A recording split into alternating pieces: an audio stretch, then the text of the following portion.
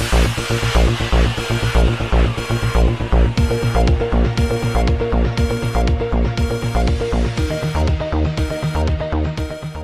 اللہ الرحمن الرحیم۔ السلام علیکم ناظرین۔ آل پاکستان ایسوسی ایشن آف پرائیویٹ سکولز کے چیئرمین چودھری خالد حیات کموکا نے کرونا وائرس اور لاک ڈاؤن پر حکومتی اداروں کی کارکردگی کے حوالے سے ایک اہم ویڈیو پیغام جاری کیا ہے۔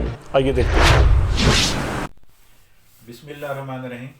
السلام علیکم دوستو۔ اس وقت پاکستان سمیت پوری دنیا جو ہے وہ کرونا کی وجہ سے حالت جنگ میں ہے، جبکہ انسانیت کی خدمت کے جذبہ سے سرشار ہمارے ڈاکٹرز، ہمارا نرسنگ اسٹاف، پیرا میڈیکل اسٹاف، پاک آرمی کے نوجوان، پولیس کے جوان، رینجرز کے جوان، ہمارے جرنلسٹ بھائی، ایجوکیشن ڈپارٹمنٹ کے آفیسرز اور ٹیچرز اور دیگر جو ہمارے ادارہ جات ہیں جن میں FWMC ہے، 1122 ہے، یہ سارے دن رات جو ہے وہ مریضوں کی دیکھ بھال کے لیے ایک کیے ہوئے ہیں۔